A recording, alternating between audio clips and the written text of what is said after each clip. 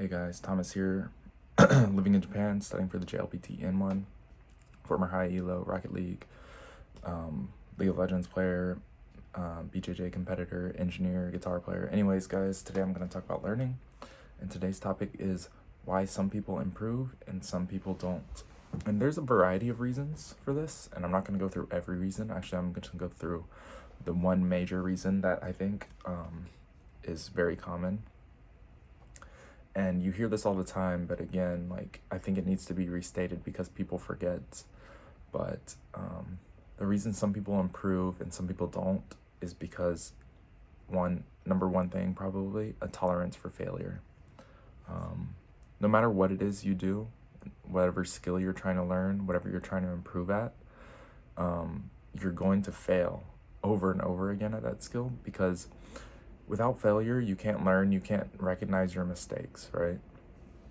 So having a high tolerance for failure is one of the most important things. Like when I look back on, some of my friends and I, like playing video games or whatever it is we were doing or trying to learn, I was able to outpace them over and over consistently at whatever game we were playing because I just had a higher tolerance for failure. I wasn't scared to play better players because I knew I would lose, because I didn't let it affect my ego. I knew that the reason that that person was better is just because they had more failures under their belt. They had more time under the belt. They'd, spent more time thinking critically about whatever it is they're doing, and that's why they're winning. And unless I do those same things, I knew I wouldn't reach their level, right? Which is why every failure was very easy to tolerate, because I knew it was just a building block into me gaining more skill at whatever it is I was doing. So when you start something, obviously you suck. You're going through failure after failure after failure after failure, right?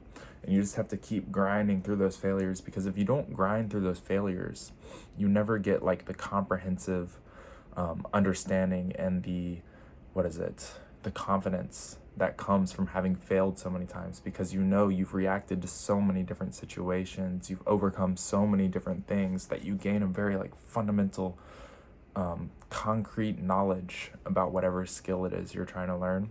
And again, that just comes through failure over and over, and constantly reminding yourself, just because I failed this time doesn't mean I'm going to fail forever. And I may fail for years, I might fail for 6 months, I may keep failing and failing and failing, right? But once you understand that that just is the process, that simply is the process, and there's no way to get to where you want without going through that process, all of a sudden it becomes just a lot easier to accept, because you're like, this is the only way, right? So you have to strip this imaginary idea out of your mind that you're just going to improve magically and everything's going to be easy and you're never going to get stuck and it's never going to be difficult and you're never going to not know what to do. That's imaginary. It doesn't actually exist. So again, just start getting through your failures as quickly as you can, because